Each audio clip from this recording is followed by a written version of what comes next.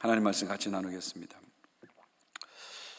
여러분, 사람들이 살아가면서 다른 사람에게 바라는 세 가지가 있습니다. 그것은 주목, 그 다음에 경청, 이해입니다. 주목, 경청, 이해.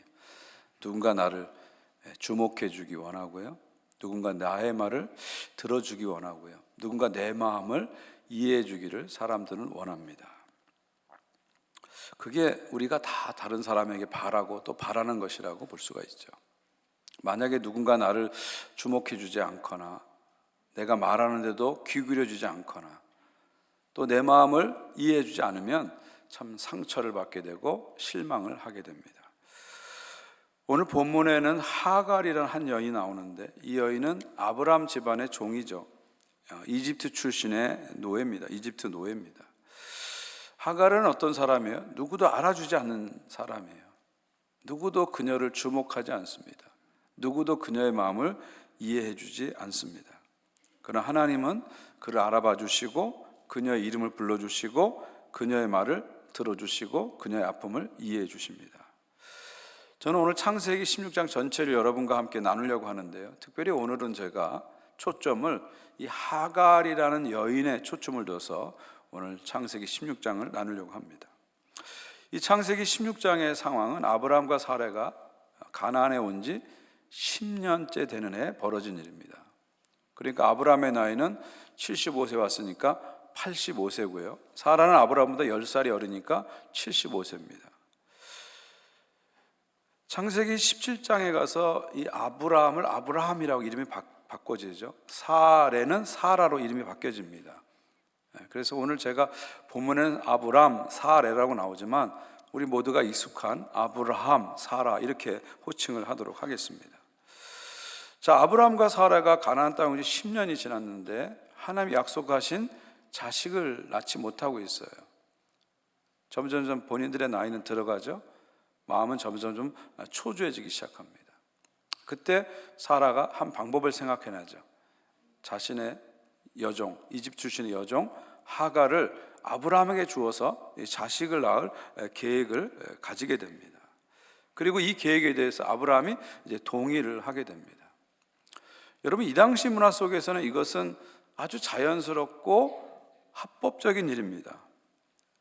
그 고대 시대의 법에는요, 아내가 결혼해서 아기를 낳지 못하면 첩이나 또 종을 붙여가지고 아기를 낳게 해주는 것이 아내의 의무다, 이렇게 명시되어 있습니다. 아브라함과 동시대의 법인 함무라비 법전, 고대 시대 최고의 법전이죠. 함무라비 법전에도 이것이 기록되어 있다고 합니다. 그러니까 사라의 이 결정과 행동은 당시 법으로는 아무런 문제가 없는 거예요. 자연스럽고 합당한 일입니다. 그런데 여러분, 당시 사회적으로는 합당한 일이지만 이것이 하나님께 합당한 일인지는 한번 생각해 봐야 됩니다. 왜냐하면 우리는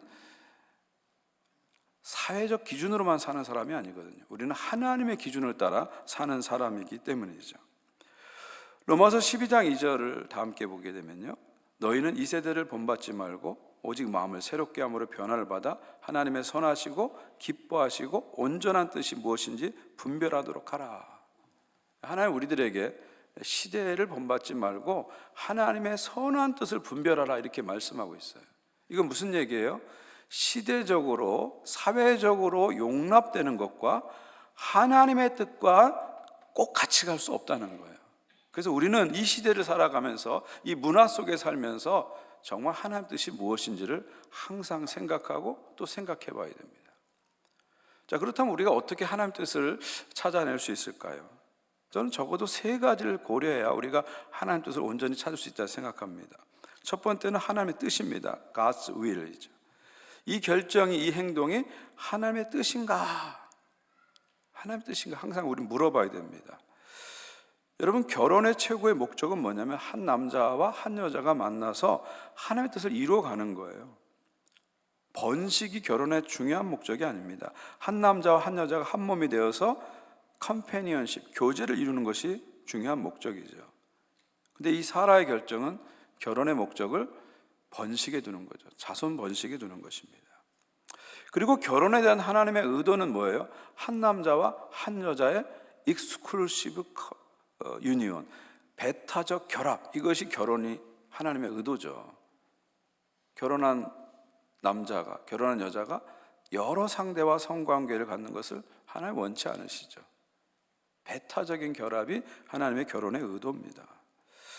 아무리 세상이 어떻게 용인된다 할지라도, 아무리 세상이 그렇게 허용된다 할지라도 하나님의 뜻에 비춰봤을 때 이 사라의 결정은 잘못된 결정이다, 이렇게 볼 수도 있죠. 오늘날도 마찬가지죠. 하나님께서는 한 남자와 한 여자의 결합을 결혼이라고 우리에게 정의해 주셨어요. 아무리 세상이 한 남자와 한 남자의 결합도 결혼이고 한 여자와 한 여자의 결합도 결혼이라고 세상이 용인할지라도 사회적으로 용인되는 것과 하나님의 뜻은 다른 겁니다. 아무리 그게 사회적으로 문화적으로 용인될지라도 우리는 성경적인 결혼관을 바꿀 수 없는 것이죠. 항상 우리가 생각해야 돼요. 이게 시대적으로 용인된다 할지라도 이게 정말 하나님 뜻인가? 하나님 뜻을 자꾸 분별하는 그런 지혜가 우리에게 필요합니다. 두 번째 우리가 고려할 것은 하나님의 방법입니다. God's way, 하나님의 방법입니다. 하나님 뜻이 분명해도 방법이 하나님의 방법과 합치되어야 됩니다. 여러분, 하나님은 인간을 다 만드시고 모든 인간을 다 존귀하게 만드셨어요.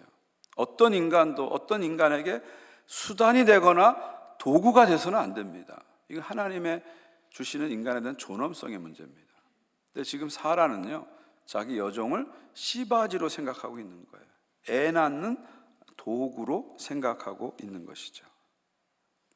그리고 나중에 갈등이 생기자 어떻게 하죠? 학대하죠.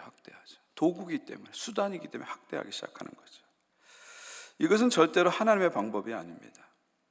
여러분, 이런 말 들어보셨을 거예요. 성경책을 읽으려고 촛불을 훔치지 말라. 사실 이 말은요, 17세기에 청교도들이 한 말입니다. 아무리 수단, 방법이 좋아도, 아무리 목적이 좋아도 그 수단이 정당화될 수 없다는 거예요. 방법이 정당화될 수 없다는 것이죠. 빛을 얻기 위해서 어둠의 방법을 선택해서는 안 된다는 거죠. 목적이 바르다면 그 방법도 바라야 되고, 목적이 빛이라면 방법도 빛의 방법을 사용해야 된다, 그런 말이죠. 마지막 세 번째로 우리가 고려할 것은, 하나님 뜻을 할 때 고려할 것은 하나님의 때입니다. God's timing. 지금 이것을 하는 것이 하나님 때인가 하는 것을 우리는 생각해야 됩니다. 지금 아브라함과 사라에게 자식 문제에 관련해서 하나님 주신 명령은 뭐예요? 기다려, 이거죠. 기다려라. 내가 반드시 줄 테니까 나의 때를 기다려라. 이것이 하나님의 명령입니다. 바로 앞장에서 창세기 15장에서도 기다려도 자식을 안 주니까 아브라함이 뭐라고 얘기해? 하나님한테, 하나님, 자식을 안 주시니까 저의 집의 종 다메스커스 출신인 엘리에셀을 상속자로 삼겠습니다, 그렇게 얘기하죠. 그때 하나님이 그 좋은 방법이다, 그렇게 안 하시죠. 아니다, 기다려라. 내 몸에서 날 씨가 내 자손이 되리라, 상속자가 되리라 말씀하시죠. 지금 하나님께서 아브라함과 사라에게 자식 문제에 있어서 기다려라, 섣불리 행동하지 마라, 인간적인 방법 찾지 마라, 이게 하나님의 명령입니다. 그런데 지금 하나님 때를 사라와 아브라함이 모르고 자기 마음대로 인간적인 방법을 찾고 있는 것이죠. 그러니까 우리가 어떤 결정을 할 때 이게 하나님 뜻에 맞아요. 방법적으로도 맞아요. 그런데 한 가지 더 생각할 게 있어요. 이게 지금 해야 되는가? 이게 하나님의 때인가? 하나님의 타이밍인가? 한번 물어봐야 하는 것입니다. 이렇게 하지 않으면 우리가 인간적인 열정만 앞세워서 하나님 뜻을 모르고 큰 실수를 할 수 있습니다. 그래서 우리 항상 어떤 결정을 할 때 세 가지 질문을 해야 되죠. 하나님의 뜻인가? 하나님의 방법인가? 하나님의 때인가? 항상 물어봐야 됩니다. 자, 이렇게 보면 창세기 16장에 사라와 아브라함의 결정은 하나님 뜻에 합당한 결정이 아니었습니다. 잘못된 결정이죠. 이 잘못된 결정으로 인해서 결국 부부 갈등이 오잖아요. 아브라함과 사라가 싸우잖아요. 부부 갈등이 오고, 훗날에 가면 무슨 갈등이 와요? 형제 갈등이 오게 되죠. 그리고 더 긴 역사의 호흡으로 보게 되면 지금 현재 벌어지고 있는 중동 문제가 여기서 시작된 거 아니겠어요? 이삭의 자손인 이스라엘과 이스마엘의 자손인 이슬람 사람들이 지금도 세계의 화약고가 돼서 싸우고 있는 것이죠. 그 순간의 선택이 한 가정의 운명을 바꾼 것이고 한 나라의 운명을 바꾼 것이고 역사를 바꿨다, 이렇게 볼 수 있는 거예요. 그래서 우리는 항상 어떤 결정을 할 때마다 하나님께 지혜를 구하고 하나님의 뜻에 맞는 결정을 하려고 노력하고 또 기도하고 노력하고 기도하는 그런 자세가 필요합니다. 자, 사라가 계획한 대로 하갈을 임신하게 됩니다. 이때까지만 해도 사라는 내 뜻대로 되는구나, 계획대로 되는구나 의기양양했을 거예요. 그런데 하갈이 임신한 후에 순식간에 모든 것이 달라지기 시작합니다. 하갈은 교만해져서 자신의 여주인인 사라를 멸시하기 시작합니다. 이런 하갈의 모습을 보면서 사라는 분노합니다. 그리고 자신의 분노를 남편에게 쏟아놓게 되죠. 결국 하갈과 사라의 갈등은 아브라함과 사라의 갈등, 부부 갈등으로 이어지게 되는 것이죠. 그리고 결국 사라는 하갈을 학대합니다. 그리고 하갈은 광야로 도망을 가게 됩니다. 재밌는 것은요, 여기서 사라가 하갈을 학대했다, 이 히브리어 단어가 출애굽기에 가서는요, 이집트 사람들이, 애굽 사람들이 이스라엘 사람들을 종처럼 학대했다 같은 동사예요. 똑같은 동사가 사용되고 있는 거예요. 재밌지 않습니까? 그러니까 지금은 이스라엘 사람들이 이집트 종을 학대해서 이집트 종이 광야로 도망가는 상황이잖아요. 근데 정확히 400년이 지나서는 완전히 반대 현상이 일어나는 거예요. 이집트 사람들이 종인 이스라엘 사람들을 학대해서 광야로 나가게 만드는 거죠. 참 역사의 아이러니 같은 거죠. 참 역사를 보면 참 이런 일들이 참 많이 있습니다. 참 많이 있습니다.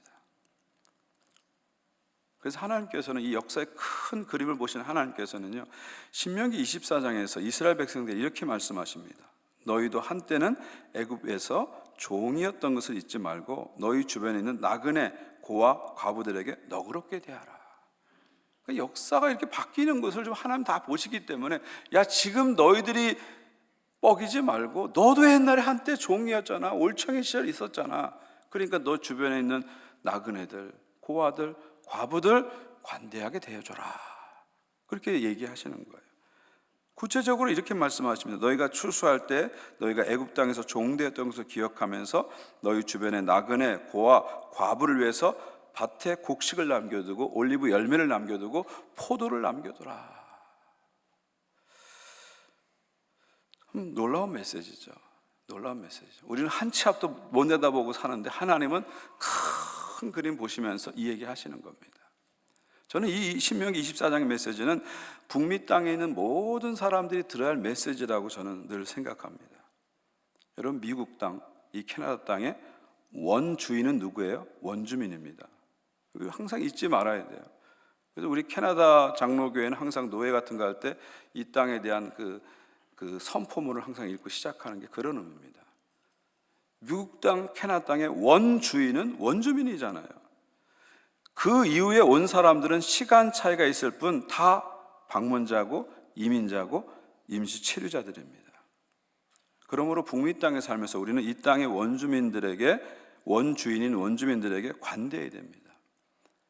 그리고 언제 어떻게 이 땅에 왔든지 간에 우리는 서로가 서로에게 관대하게 대해야 됩니다. 우리의 올챙이적 시절을 잊지 말아야 되죠. 우리 모두가 한때 가졌던 초보의 시절을 잊지 말아야 됩니다. 저는 이런 점에서 우리 교회가 난민 선교를 하는 게 참 감사하다는 생각이 들어요. IT 난민을 선교하고 도미니카에 가서, 또 청년들이 요르단에 가서 시리아 난민을 섬기고, 우리도 한때 그런 시절을 생각하면서 더 어려운 사람들, 특별히 난민들을 섬기는 것은 참 하나님이 기뻐하신 일이라고 생각합니다. 자, 학대를 못 이기고 도망 나온 하갈은 황량한 광야에 홀로 남게 됩니다. 누구도 주목하지 않는 하갈, 누구도 그녀의 말을 들어주지 않는 하갈, 누구에게도 이해받지 못하고 버림받은 하갈. 그 홀로 있는 하갈에게 누가 찾아옵니까? 여호와의 사자가 찾아옵니다. 여러분, 구약에서 여호와의 사자, 천사라고 우리가 보통 부르죠. 여호와 사자는 하나님의 메시지를 전달하는 메신저입니다. 전달자예요. 근데 구약 성경을 자세히 보게 되면요, 하나님과 하나님의 사자가 좀 독특한 위치에 있어요. 어떤 곳에서는 하나님과 하나님 사자가 완전하게 이렇게 구분되는 장면이 있는데, 어떤 장면에서는 하나님과 하나님의 사자가 비슷한 존재로 이렇게 묘사되는 경우가 있어요. 그래서 하나님의 사자가 하나님을 대신하는 존재로 이렇게 나타나고 있어요. 오늘 창세기 16장에서는 하나님의 사자가 하나님을 대신하는 존재로 나타나고 있어요. 10절 같은 경우 보면 마치 하나님이 말하는 것처럼 하나님의 사자가 말하는 것을 보기도 합니다. 그러니까 여기서 여호와의 사자가 나타났다는 건 무슨 얘기예요? 여호와 하나님이 하갈에게 나타나셨다, 그런 말이죠. 하갈이 여호와 하나님을 찾기 전에 여호와 하나님이 먼저 하갈을 찾아오셨다, 그런 말이죠. 여러분, 우리가 믿는 하나님은 찾아오시는 하나님이에요. 찾아오시는 하나님이에요. 에덴 동산에는 아담과 하와를 찾아와서 내가 어디 있느냐 하고 하나님 먼저 찾아오셨잖아요. 모세에게 하나님 먼저 찾아오셔서 이곳은 거룩한 땅이니 내 발의 신을 벗어라 얘기하셨잖아요. 그리고 하나님께서 먼저 이스라엘을 찾아오셔서 내가 누구를 보낼고 누가 나를 위해서 갈고 먼저 말씀해 주셨습니다. 그리고 마침내 독생자 예수 그리스도를 이 땅에 보내셔서 하나님은 죄인들을 찾으셨습니다. 하나님은 찾아오시는 하나님이에요. 찾아오시는 하나님이에요. 목자가 어린 양을 찾듯이 집 나간 아들을 찾는 아버지같이 항상 우리를 찾아오시는 분입니다. 저는 항상 그런 믿음이 있어요. 제가 하나님을 막 찾아가지고 하나님 지금 만났다, 제가 하나님 만났다, 그렇게 생각한 적이 한 번도 없습니다. 하나님이 저를 찾아오셔서 제가 하나님을 만난 겁니다. 중학교 3학년 때 10월의 어느 날 밤, 영화 제목 같네요. 10월의 어느 날 밤, 서울시 강동구 명일동의 한 약국 골방에서 하나님이 찾아오셨어요. 그래서 제가 하나님을 그때 만났어요. 저는 여러분도 마찬가지라고 생각해요. 여러분이 하나님을 추구하고 하나님을 찾아서 하나님 만난 게 아니고요, 하나님이 여러분을 찾아오셨기 때문에 여러분이 하나님을 만난 거예요. 어떨 때는 교회를 통해서, 어떨 때는 친구를 통해서, 어떨 때는 부모를 통해서 하나님이 찾아오셔서 여러분이 하나님을 만난 것입니다. 우리가 다음 주일에 새생명 축제를 하는데 결국은 이 찾아오신 하나님 마음으로 우리가 한 영혼을 찾는 잔치가 바로 새생명 축제입니다.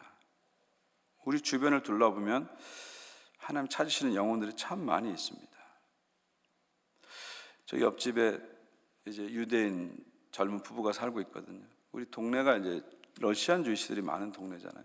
근데 그분들은 러시안 주이시인데 제가 그 젊은 부부를 보면서 좀 전도를 하고 싶은 마음이 많이 드는 거예요.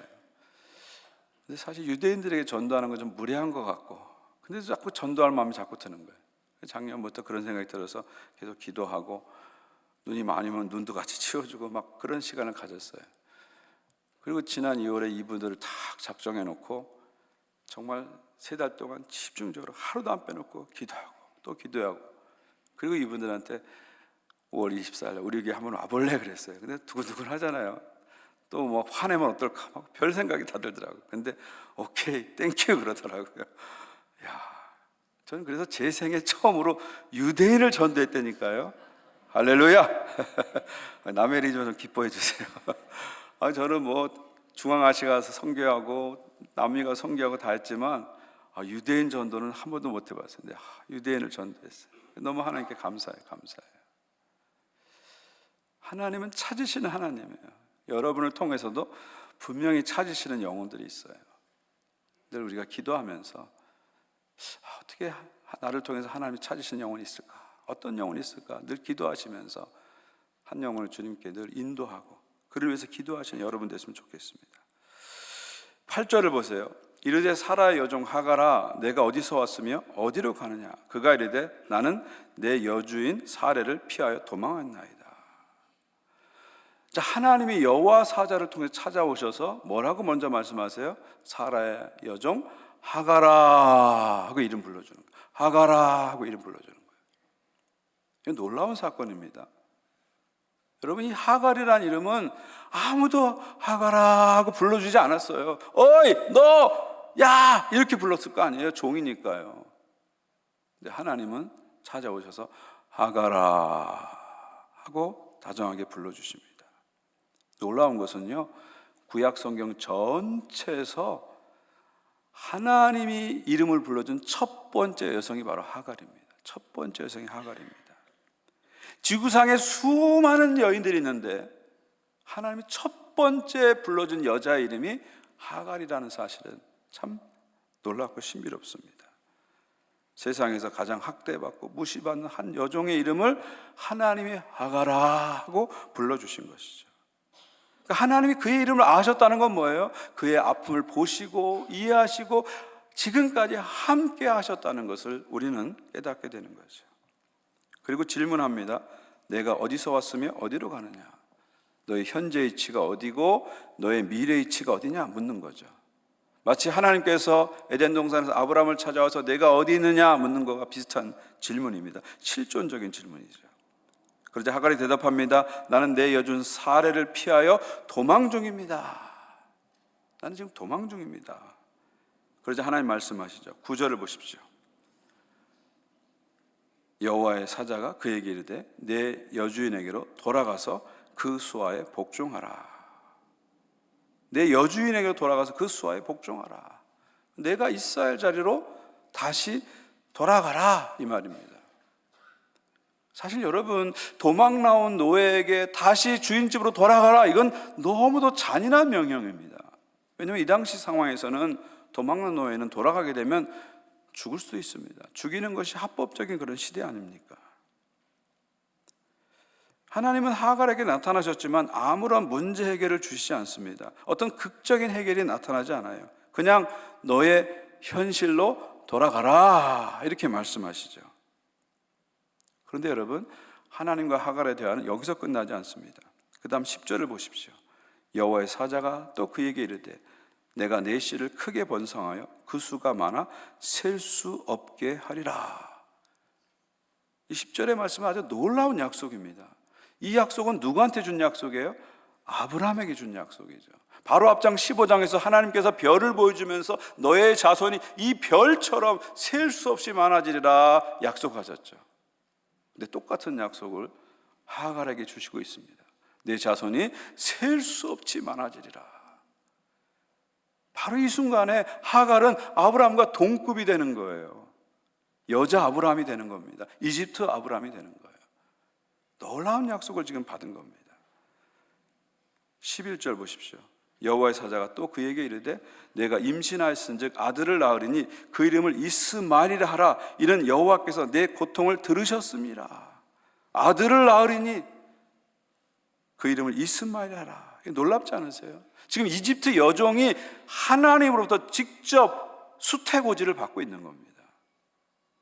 여러분, 성경 전체에서 제일 첫 번째로 수태고지를 받은 여인이 하갈이에요. 하갈이에요. 제일 첫 번째 여인이 하갈입니다. 더 놀라운 것은 그 하갈이 낳을 아들의 이름이 뭐라고요? 이스마엘이라고 했어요. 이스마엘. 뜻이 하나님이 들으셨다. 이스마, 그가 들었다. 엘, 하나님이잖아요. 하나님이 들으셨다는 거예요.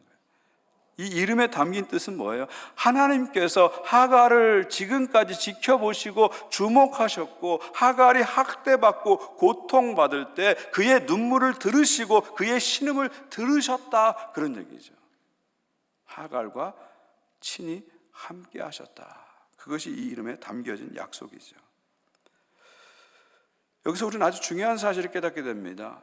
하나님은 아브라함만의 하나님이 아니었다는 것이죠. 하나님은 사람만의 하나님이 아니었다는 것이죠. 하나님은 하갈의 하나님이셨다는 것입니다. 우리 하나님은 가슴이 넓으셔서 모든 사람을 품으시고 모든 사람을 기다리시고 모든 사람을 구원하기 원하십니다. 이게 하나님의 마음이에요. 저는 오늘날 전 세계 기독교를 이렇게 보면서 미국, 한국 다른 여러 나라의 기독교를 이렇게 뉴스를 통해서 보면서 좀 가슴 아픈 게 뭐냐면 오늘날 기독교에 이런 신학이 너무 강하게 나타나는 것 같아요. 하나님은 우리 편이고 상대는 하나님 편이 아니기 때문에 싸워야 되고 무찔러야 되고 없애버려야 된다, 이런 신학이 너무 강하게 나타나고 있어요. 저는 이런 신학을 가리켜서 십자군의 신학이라고 생각해요. Theology of Crusade, 십자군의 신학. 이 십자군의 신학은 뭐예요? 하나님 우리 편이고 다른 종교나 다른 문화는 하나님 편이 아니기 때문에 정복해야 된다, 없애버려야 된다. 이게 십자군의 신학 아닙니까? 여러분, 기독교 역사 전체를 보게 되면요, 중세시대 십자군 전쟁이 아주 기독교의 큰 오점 중에 오점입니다. 이 십자군 전쟁 때문에 그 위에 기독교가 아주 나쁜 영향을 엄청나게 많이 받았어요. 근데 안타까운 것은 오늘날 이 십자군적인 신학이 자꾸 참 이렇게 나타나는 걸 보면서 너무 가슴이 아프고 안타깝습니다. 여러분, 기독교는 십자군의 신학이 아닙니다. 십자가의 신학이에요. Theology of Crusade가 아니라 Theology of Cross입니다. 크로스예요. 죄인들을 위해서 십자가에서 희생하시고 용서하시고 죽으시고 구원하신 이 십자가의 사랑, 이게 기독교의 핵심이에요. 정복의 형성이 아닙니다. 사랑의 형성이고 용서의 형성입니다. 우리는 어떤 경우에도 어떤 사람을 대하든지 십자군의 마인드로 대해서는 안 됩니다. 십자가의 사랑으로 대해야 됩니다. 저는 오늘날 기독교와 이 세상이 이 십자가의 사랑 안으로 다시 들어갈 수 있도록, 십자가의 사랑 안에서 용서와 화해가 다시 비춰질 수 있도록 우리 모두가 함께 기도할 수 있기를 간절히 축원드립니다. 13절로 가겠습니다.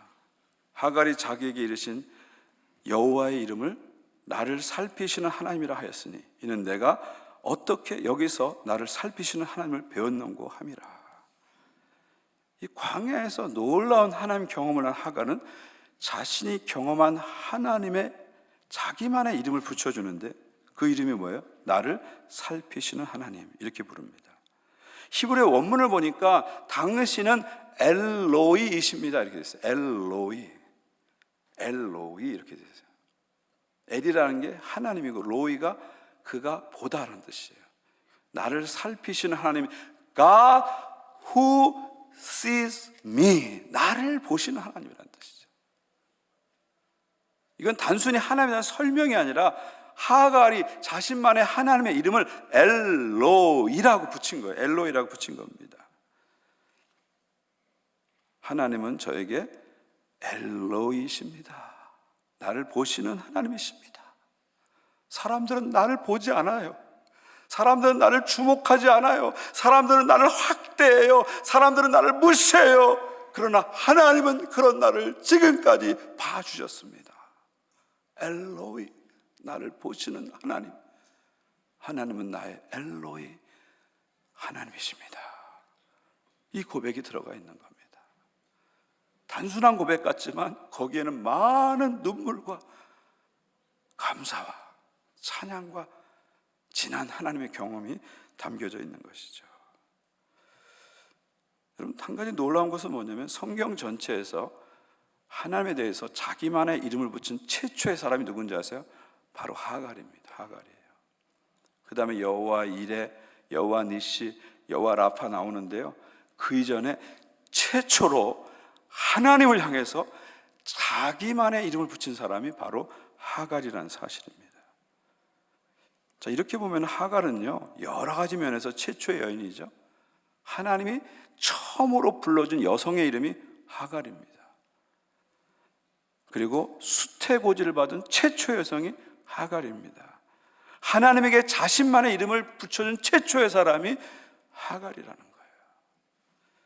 여기서 우리는 다시 한번 깨닫습니다. 하나님은 절대로 아브라함의 하나님만 아니구나, 사라의 하나님만 아니구나, 하갈의 하나님이시기도 하시는구나. 하늘을 독점할 수 없듯이 하나님을 누구도 독점할 수 없다. 하나님은 모든 자의 하나님이시길 원하신다는 것이죠. 하갈은 엘로의 하나님, 살피신 하나님 만나고 다시 자기 현실로 돌아갑니다. 사실 아무것도 바뀐 것은 없어요. 현실은 그대로입니다. 사라가 찾아와서 사과를 하고 재발 방지를 약속하지도 않았습니다. 하갈의 신분 변화가 종에서 자인으로 절대 바뀌지도 않았어요. 그는 여전히 종으로서 똑같은 현실로 그대로 돌아갑니다. 근데 딱 한 가지 바뀐 게 있죠. 그는 하나님을 만났습니다. 엘로이의 하나님을 만났어요. 나와 함께 하시고 나를 보시고 나에게 놀라운 미래 비전을 보여주시는 엘로이의 하나님을 만났습니다. 그래서 똑같은 현실이지만 하나님 만났기 때문에, 하나님부터 받은 비전이 있기 때문에 다른 마음으로 그 현실로 돌아가는 거예요. 똑같은 현실이지만 하나님 만났기 때문에, 하나님의 비전이 있기 때문에 용감하게 현실을 직면하고 나가는 것입니다. 똑같은 고통이 계속될 수도 있고 똑같은 고난이 계속될 수 있을지 모르지만, 내가 하나님 엘로이의 하나님을 만났기 때문에 어떤 고난도 어떤 어려움도 미래의 비전을 바라보며 이겨낼 수 있다, 이런 확신을 가진 거죠. 그래서 또박또박 다시 아브라함의 집으로 하갈은 걸어가게 된 것입니다. 사랑하는 성도 여러분, 엘로이, 나를 보시는 하나님, God who sees me, 나를 보시는 하나님, 이 하나님은 하갈만의 하나님이 아닙니다. 우리 모두의 하나님이고 저와 여러분의 하나님입니다. 때로 사람들이 나를 주목해 주지 않아요. 이제 나이 들었다고 내 말도 들어주지 않네요. 내 아픔과 내 고통을 다 몰라주는 것 같아요. 근데 하나님은 다가오셔서 내가 너의 엘로이야, 나는 보고 있단다, 알고 있단다 말씀해 주십니다. 우리가 삶의 한 구석에서 하나님, 아무도 나의 마음을 알아주지 못하고 아무도 내 고통을 알지 못하고 아무도 내 마음을 이해할 수 없습니다 하고 한숨 지고 있을 때, 하나님 그 옆에서 아니야, 내가 엘로이, 너를 보고 있어, 너와 함께하고 있어, 나는 너의 하나님이야 말씀해 주십니다. 어쩌면 오늘 설교를 듣는 여러분 가운데 지난 주간에 병원에 찾아가신 분도 있을 거예요. 병원 벤치에 앉아서 의사를 기다리면서, 검사 결과를 기다리면서 불안한 마음으로 앉아있던 분도 있을 겁니다. 나 홀로 외로웠을 거예요. 근데 잊지 마십시오. 그 벤치에 앉아있는 여러분을 하나님은 보셨습니다.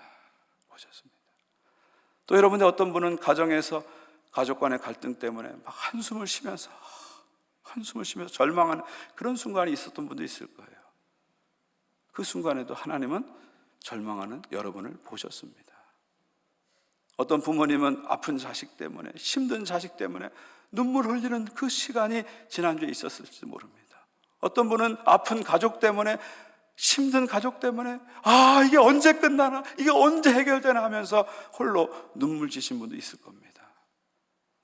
그 소파에 앉아있는 여러분을 하나님은 보셨습니다. 왜요? 그분은 엘로이, 나의 하나님이시기 때문입니다. 우리 하나님은 엘로이, 나를 보시는 하나님이죠. 나를 보시고 나를 아시고 나를 안아주시는 아버지, 그분이 바로 엘로이, 나의 하나님이십니다. 광야에 있는 하갈에게 나타난 그 엘로이 하나님이 오늘 나의 삶의 현장에도 계시라는 것을 믿으시기 바랍니다. 오늘도 엘로이, 나를 보시는 하나님 바라보시면서 위로와 소망을 갖고 힘차게 우리 현실로 나가는 여러분 모두가 되시기를 주의 이름으로 축원드립니다.